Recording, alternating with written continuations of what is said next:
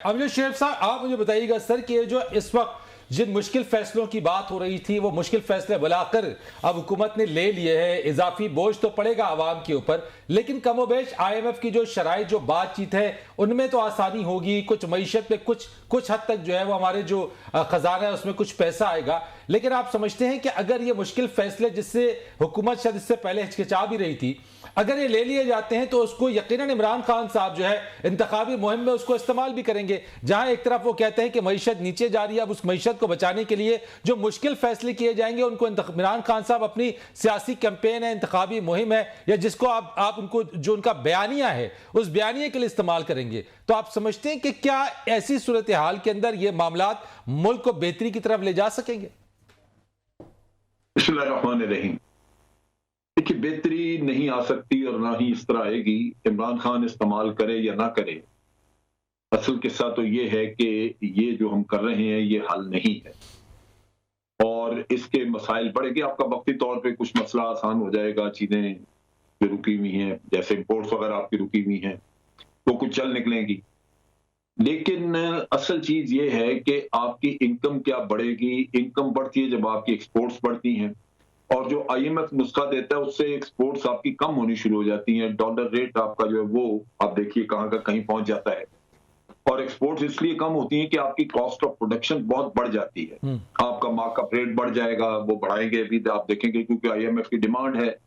आपने सर्विसेज के चार्जेस बढ़ा दिया, आपने यूटिलिटीज के चार्जेस बढ़ा दिए, जैसे बिजली गैस वगैरह इनकी कीमतें बढ़ेंगी तो कॉस्ट ऑफ प्रोडक्शन कहीं चली जाती है और फिर जब आप एक्सपोर्ट करते हैं तो आप मार्केट में कंपेटेबल नहीं रहते।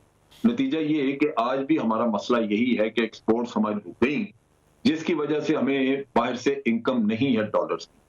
होना ये चाहिए कि जब भी कोई हुकूमत लोन लेने लगे तो पार्लियामेंट पहले उससे ये सवाल करे कि आप कर्जा तो ले रहे हैं, उतारेंगे कैसे। यहां उतारने की बात ही कोई नहीं करता और फिर अगली हुकूमत को पास ऑन करके तो फिर कहते हैं कि जनाब ये फलाने ये कर दिया, फलाने वो कर दिए। सर सियासी मोहरकात क्या होंगे? मेरा सवाल ये कि सियासी मोहरकात इसके होंगे क्या? आफ्टर इफेक्ट्स क्या होंगे? चले अवाम पर बोझ तो पड़ेगा, लेकिन पीडीएम हुकूमत कहां स्टैंड होगी ये फैसले लेने के बाद? फरीद आप ये देखिए कि वो तो ऑलरेडी कर ही रहे हैं। देखो ना, अगर हम उसको मुआवजा करें तो जब इमरान खान की हुकूमत गिरी उस वक्त का और आज की कीमतों का जो फर्क है उसकी वजह से ऑलरेडी वो एक पॉलिटिकल गेम तो चल ही रही है, वो तो उसको और थोड़ा बढ़ जाएगा। ये नहीं है कि ये ऑलरेडी एक कैंपेन चल ही रही है कि जी इस हुकूमत ने जो भी आई इसने महंगाई का तूफान खड़ा कर दिया, हमें महंगाई के नाम पे निकाला जबकि खुद महंगाई कितनी बढ़ा दी। क्या ये बातें हो नहीं रही? ये रोज प्रेस कॉन्फ्रेंसेस में और ये कहते हैं थोड़ा और बढ़ जाएगा तो और कह देंगे, लेकिन ये हल नहीं है। मैं ये कह रहा हूं कि असल चीज ये है, नुस्खा इसका ठीक करने का इमरान खान के पास भी नहीं है इनके पास किसी के पास। लेकिन इमरान खान तो जल्द साहब जल्दी इंतखाबात की डिमांड कर रहे हैं, वो अप्रैल में इंतखाब होता देख रहे हैं। तो क्या कोई नुस्खे के बगैर इंतखाबात में आने की कोई माशी हिकमत अमली, कोई सियासी हिकमत अमली है इमरान खान के पास, या वो अभी हवा में ही कह रहे हैं कि अप्रैल में इंतखाब करवा दो? देखिए, बात यह है कि जहां आपने 9-10 महीने इंतजार कर लिया, अब थोड़ा और कर लें। उसकी वजह यह है कि एक तो बजट आना है, अगर आप अप्रैल में करते हैं तो ना आप इधर है ना उधर है, क्योंकि मई में जाके गवर्नमेंट बनती है, जून में आपने बजट देना है। अब बजट आप देंगे कोई ऊट पटांग किस्म का और कहेंगे यही कि जी पिछली गवर्नमेंट हमारे लिए ये कुछ छोड़ गई है। तो बजट तो अब इस गवर्नमेंट को देना चाहिए और उसके बाद जाके जब भी इलेक्शन आप कराएं, जहां आपने 9-10 महीने इंतजार कर दिए, 2-4 महीने और कर दें।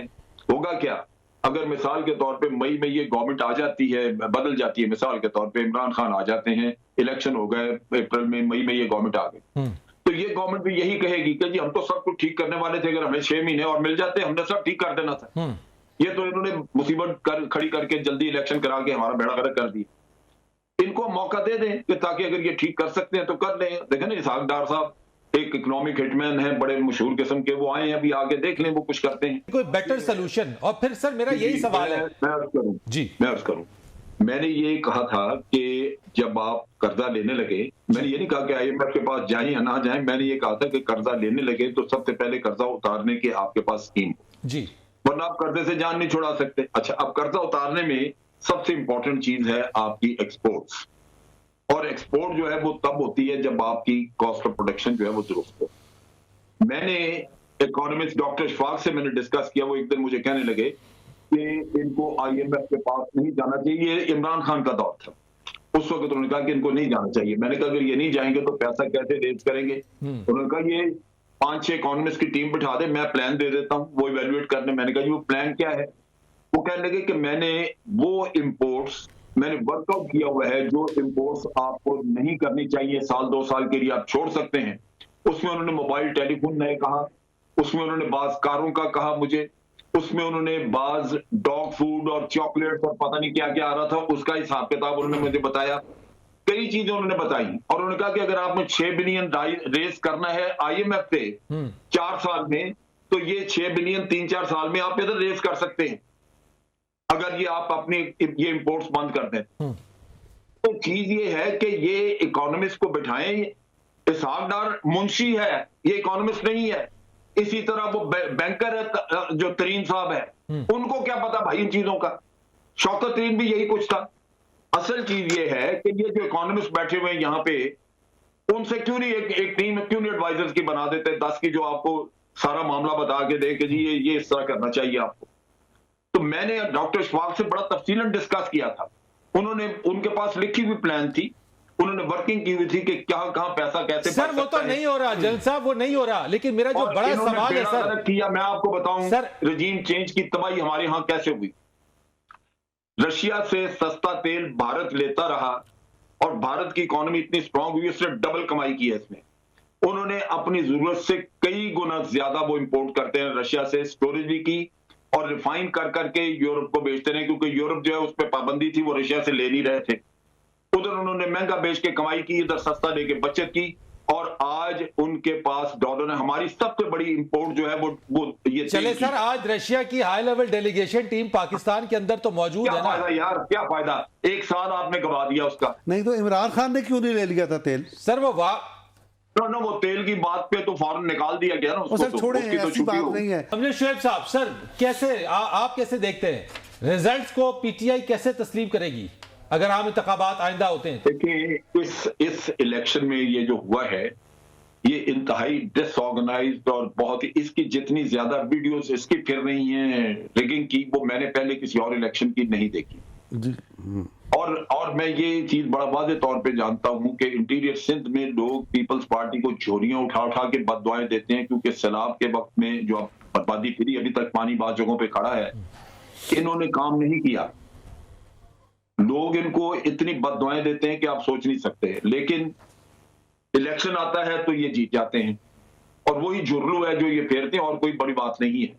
सो ये इलेक्शन जहां पे हमारे, ये बिल्कुल ठीक कह रहे हैं डॉक्टर साहब के, हर इलेक्शन में कुछ ना कुछ तो होता ही है, लेकिन ये इलेक्शन अगर इसकी इंक्वायरी हो तो आप देखेंगे कि ये बहुत ज्यादा इसमें रिगिंग हुई, और बहुत हद तक ये इलेक्शन जो है ये क्रेडिबल इलेक्शन नहीं। ठीक है आमिर, वहां पे प्रॉब्लम रहेगी कराची में।